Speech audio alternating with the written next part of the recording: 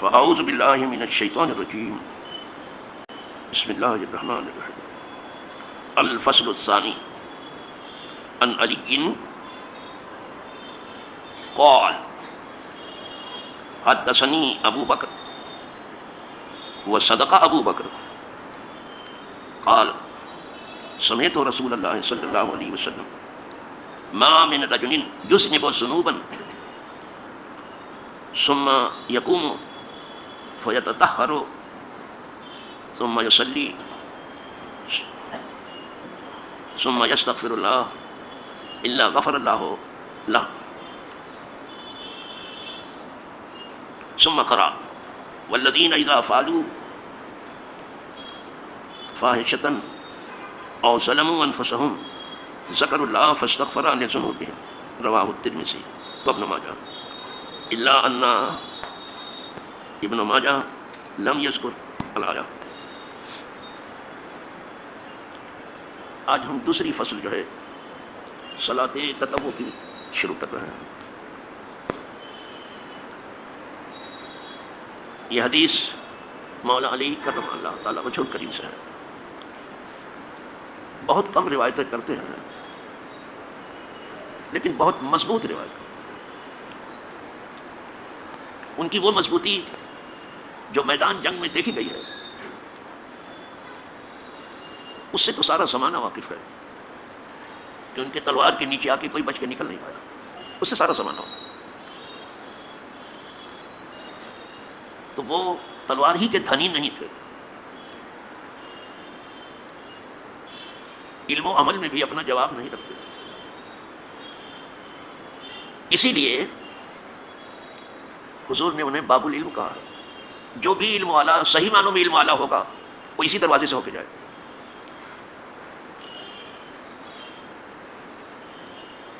حدیث تو اس طرح سے بیان کی جاتی ہے کہ انا مدینۃ العلم وعلی بابها، میں علم کا شہر ہوں، علی اس کے دروازے۔ ایسے بیان کرتا ہے، لیکن کوئی دروازہ شہر میں تو لگتا نہیں ہے، عمارت میں لگتا ہے۔ تو پوری حدیث کچھ ہے، لیکن حدیث میں بھی قطر بیان بہت زبردست کی گئی ہے۔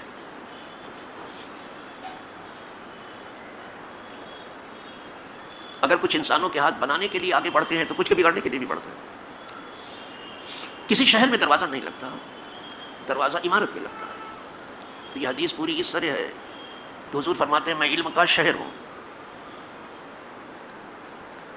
اور ابو بکر عمارت کی بنیاد ہے۔ بنیاد جتنی مضبوط ہوگی عمارت اتنی مضبوط ہے، اور عمر اس کی دیوار ہے، عثمان اس کی چھت ہے، یہ جو اوپر لگی ہے، علی اس کے دروازے۔ یہ بات ایسی نہیں ہے کہ میں عقل سے کہوں اور مجھے اس منبر پہ بیٹھ کر کے اپنے عقل کی بھول بھلیا میں نہیں جانا ہے۔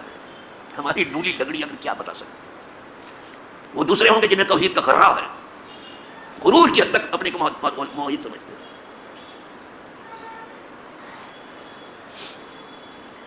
مجھے اپنی بے بذاتی علم کا پورا احساس ہے،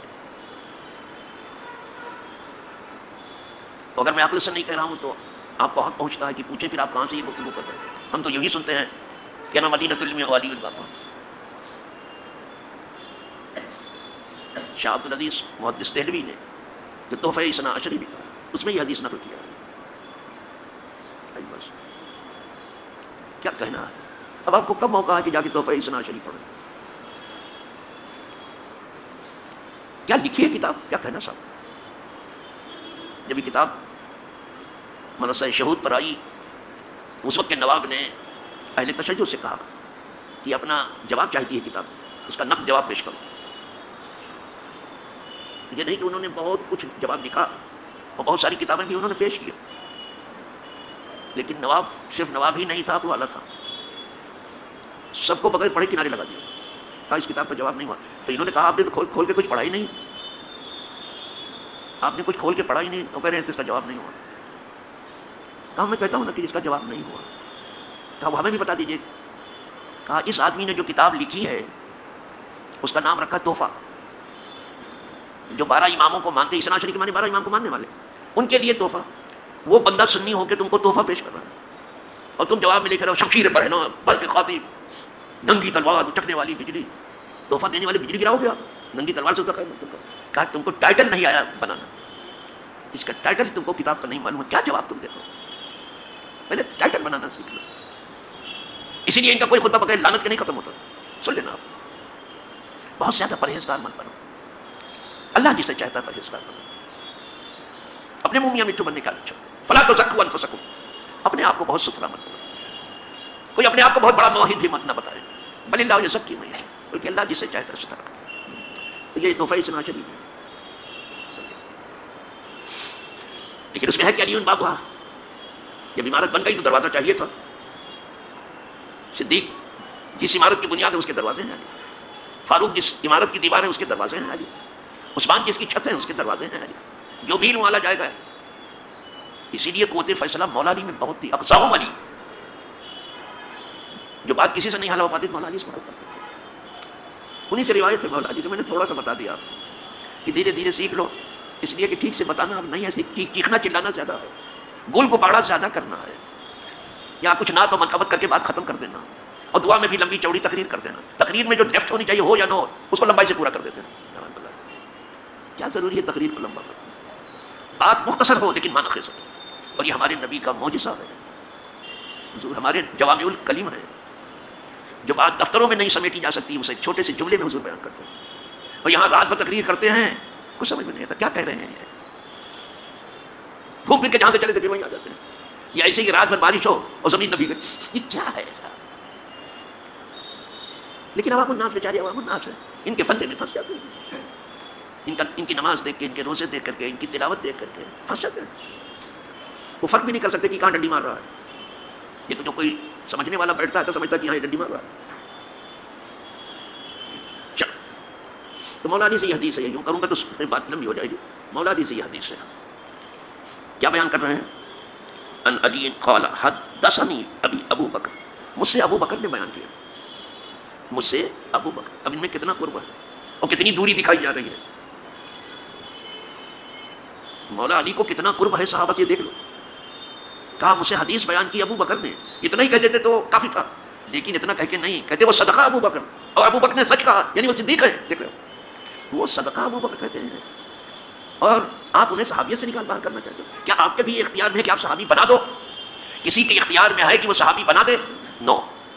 تو کسی کے اختیار میں یہ بھی نہیں ہے کہ کسی کو صحابیت سے نکال دے. تمہارے جیسے کتنی پٹیچر اس کام میں لگے رہے کچھ نہیں کر سکے. اگر تم صحابی بنا نہیں سکتے کسی صحابی کو صحابیت سے نکال بھی نہیں سکتے. یہی وہ خوش نصیب ہے جسے قرآن نے صحابی کہا. ابو بکر اس قال لصاحبہ ہی، جب اپنے صاحب سے کہا، دیکھا انہیں کو صرف افسوسناک ہے تمہارے فیصلے.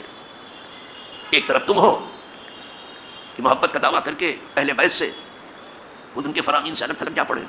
دوسری طرف وہابیت ہے اور خوارج ہیں جو مولا علی کو کافر تک معاذ اللہ کہتے ہیں. اب ان کے تقدس کا کوئی ٹھکانہ رہا؟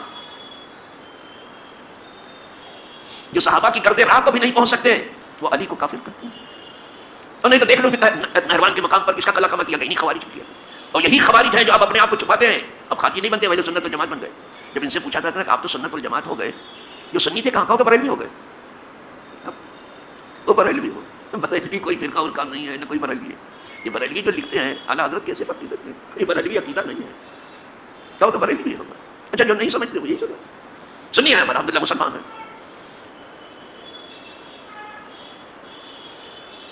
لیکن اگر کوئی بریلوی لکھتا ہے تو صرف عقیدت و محبت میں لکھتا ہے کہ اعلیٰ حضرت کے علم سے ہم نے بہت فائدہ اٹھایا ہے، لہٰذا میں ان کی طرف اپنے آپ کو منسوخ کر رہا ہوں. بس اتنی سی بات ہے. اچھا صاحب، تو میں یہ کہہ رہا تھا کہ اگر چاہتے تو مولا علی سے اتنا کہہ دیتے کہ مجھ سے حدیث بیان کی ابو بکر نے بہت کافی تھا. اس لیے کہ آدمی حدیث اس سے لیتا ہے جس سے راضی ہو. لیکن اتنا نہیں کہا، بلکہ کہا وہ صدقہ ابو بکر نے سچ کہا. یعنی وہ صدیق مانتے ہیں کہ یہ معاذ اللہ ان کو صحابیت سے نکالنا چاہیے. اللہ جس کو بڑھاتا ہے نہ اسے کوئی گھٹا سکتا ہے، اور جسے گراتا ہے کوئی اٹھا بھی نہیں سکتا. سب ادھر سے فیصلے ہوتے ہیں. یہ اور بات یہاں آ کر کے ہوتی ہے. مولانا خود ہی فرماتے تھے ہلاک فی اسنان، میرے بارے میں دو قومیں ہلاک ہوں گی، محب المفرد و مبغض المفرد. مجھے بہت زیادہ چاہنے کا دعویٰ کرنے والے وہ بھی ہلاک ہو جائیں گے. اتنا چاہیں کہ لے جا کے کبھی کبھی خدا سے ملا دیں گے. بلکہ نصیری یہی کہتے ہیں جب شام میں جو حکمراں تھا وہ نصری تھا، اثناعشری وہ نہیں تھا. اثناعشری خیر خدا نہیں مانتے، لیکن وہ خدا بھی مانتے ہیں. مولا کہا بہت زیادہ چاہنے وہ چاہت میں ہلاک ہو جائے گا، اور کچھ لوگ ہماری دشمنی میں اتنے آگے نکل جائیں گے کہ ہم کو کافر کریں گے. وہ خوارج ہیں جن سے نہروان کے مقام پہ جنگ ہوئی. یہاں دونوں جمع، یہ نہیں کہ اہل تشیع ہیں اور خوارج نہیں. خوارج بھی ہیں لیکن اب چھپ رہے ہیں، تو اپنے کو خارجی نہیں کہتے، اپنے آپ کو حنبلی کہتے ہیں. جب چاروں اماموں میں سے کسی کو نہیں مانتے تو حنبلی کیسے ہو گئے آپ؟ اب تو مقلد ہو، غیر مقلد ہو نا، بلکہ مقلد غیر ہو. انچارج کے علاوہ غیر مقلد بھی نہیں، مقلد غیر کے مقلد. ابن تیمیہ کے مقلد ہیں، ابن قیم کے، محمد ابن عبد الوہاب نجدی کے مقلد ہیں. چلو صاحب تھوڑا سا کہہ دیا میں نے. یہ کہا وہ صدقہ ابو بکر نے سچ کہا. کیا مولانا کی روایت کر رہے ہیں کہ مجھ سے کیا بتایا ابو بکر نے؟ وہ صدقہ ابو بکر. قال کہتے ہیں کہ مجھ سے ابو بکر نے کیا کہا؟ سمعت رسول اللہ صلی اللہ علیہ وسلم يقول، میں نے حضور کو ارشاد فرماتے ہوئے سنا ہے کہ ما من رجل یذنب ذنبا، کوئی آدمی نہیں ہے جو گناہ کرتا ہے، کوئی آدمی نہیں ہے جو گناہ کرتا ہے. ثم یقوم، پھر گناہ کر کے کیا کرتا ہے؟ پھر کھڑا ہوتا ہے، یتطہر، وضو کرتا ہے، غسل کرتا ہے، خوب اچھی طرح سے پاک ہوتا ہے. پھر کیا کرتا ہے؟ ثم یصلی، پھر اس کے بعد نماز پڑھتا ہے. گناہ کیا، اچھی طرح سے پاک ہوا، اور پھر اس کے بعد نماز پڑھی. لیکن ترتیب دیکھیے، حضور بیان کر رہے ہیں، یہ حضور کا بیان ہے. پھر نماز پڑھ، ثم یستغفر اللہ، پھر اللہ سے معافی چاہے کہ مولا میں گنہگار تیرا بندہ ہوں، میرے نفس نے مجھے میرے اوپر اندھیرا ڈالا، شیطان اور نفس مل کے ہم پر غالب آ گئے. اے اللہ مجھ سے گناہ ہو گیا، مجھے معاف کر دے. پھر وہ بعد معافی مانگتا ہے. استغفار کا مطلب ہے طلب مغفرت. اب معافی مانگا، گناہ کر کے آیا، نہا دھو کر کے نماز پڑھ کے پھر استغفار کر رہا ہے، یعنی معافی مانگ رہا کہ اللہ مجھے معاف کر دے.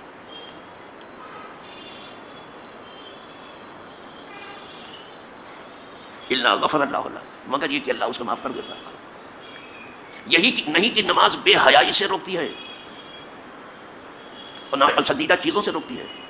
نماز جو ہے کفارہ سیئات بھی ہے، اس سے گناہ معاف ہو جاتے ہیں.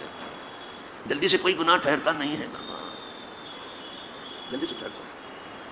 وہ معافی مانگتا ہے، اللہ معافی کر دیتا ہے اس کو، اور وہ خوش ہوتا ہے معافی مانگنے سے. یہ جانتا تو ہے کہ میرا کوئی رب ہے، وہ دیکھ رہا ہے، کہیں میں اس کے غضب میں نہ آ جاؤں، تو خوش ہوتا ہے، معاف کر دیتا ہے. یہ ہے کہ سب کو مشرک بنا کے جہنم میں ڈال رہے ہیں، خود موحد بن کے جنت میں جانے کی فکر ہے، اور حق بولنے کی، حق پر عمل کرنے کی توفیق بھی مانگ رہے ہیں. یہی حق بولنا ہے اور یہی حق پر عمل کرنے کی توفیق ہے کہ تم مسلمان اور تم موحد اور سب مشرک، وہ جہنم میں. جنت تمہارے لیے بنی ہے کیا؟ تم کیا جانو کہ جنت کیا؟ جنت نہ تمہاری ہے نہ تمہارے باپ کی میراث ہے، جنت رسول اللہ کی. جنت نہیں ہے، دونوں جہاں بھی حضور ہی کے صدقے میں بنے. ٹھیکیدار تم بن گئے ہو، موحد بن گئے. یہی منہ مسور کی دال، یہی منہ پودینے کی چٹنی. اتنی نہ بڑھا پاکی دامہ کی حکایت، دامن کو ذرا دیکھ، ذرا بند کھپا دے. موحد بنتے ہو، یہ تو موحد ہو، سب مشرک ہے. تمہیں آسانوں پر خرافات نظر آتی ہے، تمہیں اپنا غرور نہیں دکھائی دے رہا کہ کس درجہ غرور ہے تمہیں، کتنا نشہ ہے تمہیں موحد ہونے کا. کیا یہ قرار بتا دیا نہیں ہے؟ تقویٰ پر تقریر کرتے ہیں، شرک پر تقریر کرتے ہیں، آواز نکالتے ہیں. اتنا میری خوش آوازی دیکھو، مجھے زکام بھی نہیں ہوتا ہے. میڈکی کو کہاں زکام ہوتا ہے، وہ تو ٹٹراتی رہتی ہے. چلو صاحب، اللہ معاف کر دیتا ہے. کیا کہنا میرے مولا تیری معافی کا، تو اگر معاف نہ کرے تو کیا ہم اس لائق ہیں کہ ہم کچھ تیرے لیے کر سکیں؟ کیا ہم اس لائق ہیں کہ تو حساب دے، تو حساب دے سکیں؟ نہیں ہے. اللہ والوں کی بولی سناؤ. اعلیٰ حضرت لکھتے ہیں کریم اپنے کرم کا صدقہ، یہ اللہ والوں کو. لئیم بے قدر کو نہ شرما، تو اور رضا سے حساب لینا، رضا بھی کوئی حساب نہیں. یہ اللہ والوں کی بولی. ہر جگہ عاجزی ٹپک رہی ہے، تمہاری جگہ تمہاری تقریب ہر جگہ غرور ٹپک رہا ہے. تھوڑا اپنے اندر تھوڑا ڈوب کر کے پھر سے دیکھ لو، غرور خدا کو پسند نہیں. ما غرک بربک الکریم، اس نے تمہیں مغرور کیا تمہارے مہربان رب سے. ہم سے تو ایک ایسے آدمی نے جس کا تعلق جو ہے پڑھے لکھے لوگوں سے تو تھا، لیکن وہ کسی جماعت کا پابند نہیں تھا، سنی بھی نہیں تھا، دیوبندی بھی نہیں تھا، خدا جانے وہ کیا تھا، مجھے معلوم. کوئی مقرر اس کے ہاں نہیں آتا تھا، مگر اس سے اعتراض تو کرتا ہی تھا. وہ ایسے جانے نہیں دیا. تو مجھ سے ایک بات کہنے لگا کہ حضرت میں ویسے کسی جماعت سے منسلک نہیں ہوا، لیکن جہاں تک اعلیٰ حضرت کی بات ہے میں ان سے بہت متاثر ہوں. ان کی اور جو نیکی ہوگی ہوگی، ان کا تو ایک شعر ہی ان کی مغفرت کے لیے کافی ہے. ان کا بھیا وہ کون سا شعر ہے ذرا سنا. تو یہی سنا تھا جو بھی آپ نے سنا. کہا یہ عاجزی، یہ عاجزی، ساری قوت خدا کے پاس ہے، ہمارے پاس سوائے عجز کے کیا ہے. وہ ہم سے صرف عاجز تو چاہتے. تمہاری نماز تمہارے اندر عاجزی نہیں پیدا کر سکی. عجز نہیں ہے, گھمنڈ ہے اپنی عبادت پر, غرور ہے, نشہ ہے. تمہاری عبادت سے تمہیں عجز کی خوراک ملنی چاہیے تھی. تم بندے ہو, بندہ کہتے ہیں جو عاجز ہو کسی چیز کو, آپ اپنی عاجزی نہیں ظاہر کرتے. نشے کی ترنگ میں آ کر کے آستانے پر جو کچھ کمزوری آ رہی ہے اس کو تو بڑے زور سے بیان کرتا ہوں, اور تمہیں جو بڑی عبادت کا نشہ ہے اس کو چھپا جاتے پکڑ. شادی صاحب ایک جگہ لکھتے ہیں, بہت اچھا لکھتے ہیں, جو بہت مغرور و متکبر ہے اپنے موحد ہونے پر. ایک جگہ لکھتے ہیں,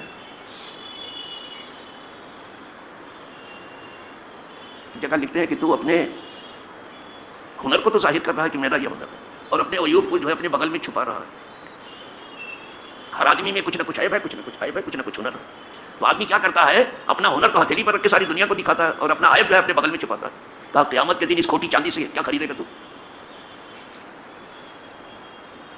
اے ہنر ہا, ان کے الفاظ میں پیش, اے ہنر ہا نہاد برکف دست, اے اپنا ہنر ہتھیلی پر رکھ کے ساری دنیا میں نمائش کرنے والے, اے بہارا نہفتہ زیر بغل, تاج خواہی خریدن اے مغرور روز در ماندگی وسیم دغل. اے مغرور آدمی, قیامت کے دن اس کھوٹی چاندی سے کیا تو خریدے گا؟ یہ کھوٹی چاندی ہے. تو خدا کو معلوم ہے کہ کون موحد ہے. اپنے منہ تو سبھی میٹھو بنتے ہیں. ہر کرو کل حزب بما لدیہم فرحون, ہر کرو جو کچھ اس کے پاس ہو اسی پہ جان چھڑک رہا ہے اور اسی سے خوش ہے. چلو اللہ معاف کر دیتا, یہاں تک پہنچے.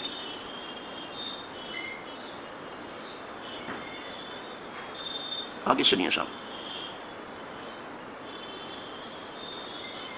ثم قرأ, پھر حضور نے یہ آیت پڑھی, آیت کریمہ. حضور یعنی حضور قرآن سے استدلال کر رہے ہیں جو کتاب دی گئی ہے. پہلے بھی اسی قرآن کو پڑھ کر کے لوگ مسلمان ہوئے, پہلے بھی, آج بھی ہو رہے ہیں. آپ کی تقریر سے کچھ نہیں ہو رہا, ادھر ادھر ضرور ہو رہے ہیں, بھٹک رہے ہیں, لیکن کچھ نہیں ہو رہا. پہلے بھی, آج بھی اسی قرآن کو دیکھ کر کے لوگ مسلمان ہوئے. اور کیوں نہ ہو, یہ حضور کا معجزہ ہے. اگر یہ اللہ کی کتاب ہے تو یہ حضور کا معجزہ ہے جسے قرآن کہتے ہیں. سب سے بڑا اگر کوئی پوچھے حضور کا معجزہ کیا ہے تو قرآن ہے. اور جب حضور کا معجزہ موجود ہے تو حضور کیوں نہ موجود ہو؟ جتنے انبیاء آئے ان کے معجزات ان کے ساتھ گئے. ایک حضور ہے کہ حضور نے پردہ کیا, لیکن معجزہ زندہ ہے. جب معجزہ زندہ ہے تو صاحب معجزہ کیوں نہ زندہ ہو؟ معجزہ تو وہی ہے, سب جانتے ہیں. حضور خود ہی اس کو سب سے بڑا معجزہ بتا رہے ہیں. ہر نبی کو معجزہ دیا گیا جسے دیکھ کے امت نہیں ملا, اور مجھے بھی معجزہ دیا گیا وہ قرآن ہے. حضور خود ہی بیان کرتے ہیں اس کو. تو اگر معجزہ زندہ ہے تو حضور کیوں نہ زندہ ہو؟ ایک چیز. دوسرے, ایک نبی جاتا تھا تو دوسرا آ جاتا تھا. حضور گئے تو کوئی آیا ہی نہیں. یہ بھی بتاتا کہ حضور تمہارے دیکھنے میں گئے ہیں, حضور ہمارے درمیان ہیں. تو فیکم رسول, تمہارے درمیان رسول ہیں. وہ جاتے تو کوئی آتا, وہ جانے کے لیے آئے نہیں, آنے کے لیے آئے تھے. ہمارا نبی جانے کے لیے نہیں آیا تھا, آنے کے لیے آیا تھا. اب کوئی نبی نہیں آئے تو قیامت آئے, وہ جائے تو آئے گا نا کوئی. اسی لیے حضرت عیسیٰ علیہ السلام کہتے تھے مجھے جانے دو, میں جاؤں گا تو میرے بعد بہت بڑا نبی آ رہا ہے. تو وہ جائیں تو کوئی آئے گا. لاکھ ایسے پیدا کرو آدمی یہ نبوت کی بات کر رہے ہیں, ایسا کوئی نبی نہیں. تو حضور نے آیت پڑھی, سن لو آیت کیا پڑھی. والذین اذا فعلوا فاحشۃ, وہ لوگ جب وہ کوئی بے حیائی کا کام کرتے ہیں, اور ظلموا انفسہم, یا اپنی جانوں پر کچھ زیادتی کرتے ہیں, اس لیے کہ ظلومن جہولا ہے, تو کیا کرتے ہیں پھر جب ان سے کوئی بے حیائی ہو جاتی ہے یا اپنی جانوں پر کچھ زیادتی ہو جاتی ہے تو کیا کرتے ہیں؟ دیکھو کلام پاک میں آیا, ذکر اللہ, اللہ کو یاد کرتے ہیں. فوراً اللہ کو یاد کرنا شروع, مولا غلطی ہو گئی, گناہ ہو گیا, مجھ سے زیادتی ہو گئی, اپنا ہی نقصان میں نکل, اللہ کو یاد کرنا شروع کر دیتے. ذکر اللہ فاستغفر, ذکر اللہ فاستغفر لذنوبہم, جیسے اللہ کو یاد کیا ویسے اللہ نے اس کے گناہ معاف کر دیے. وہ جانتا کہ میرا کوئی اللہ ہے تو مجھے معاف کرتا ہے. یہ خواتین تو کبھی ہم کو معاف نہیں کرے گا, ہم کو مشرک بنا ہی کے چھوڑے گا, لیکن تو معاف کر دے, معاف کر دے, اللہ معاف کر دیتا ہے.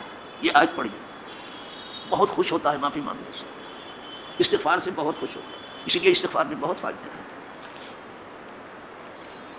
رواہ الترمذی ابن ماجہ نے بھی روایت کیا, ترمذی شریف میں بھی حدیث آئی ہے. دونوں میں فرق یہ ہے الا ان ابن ماجہ لم یذکر الآیہ, لیکن ابن ماجہ نے جو ہے وہ آیت کا ذکر نہیں کیا, باقی وہ حدیث آئے. چل بس آج ایک ہی بات, مولا علی کی ایک بات, ایک روایت, او ہو اگر درائب کی کسوٹی پر اسے دیکھا جائے اس سے دفاتر بھرے جا سکتے ہیں جو روایت کیا, اس سے دفاتر. لیکن مولا علی روایت بھی کسے کر رہے ہیں؟ ابو بکر سے کر رہے ہیں. کتنا پرقرب ہے مولا علی, اللہ بس یوں ہی سمجھ وہ سب کو دے رہا ہے. یہ بات چڑھانے کے لیے نہیں ہے, لوگوں کو بگاڑنے کے لیے نہیں, بنانے کے لیے. تم بنانے کی کوشش کرو, ہمارے ہاتھ میں کوشش کے سوا کچھ نہیں ہے، رہ گیا بنانا اور بگاڑنا سب قدرت اللہ۔ اللہ سب کو اچھا بنا دے بھائی۔ وآخر دعوانا الحمدللہ رب العالمین۔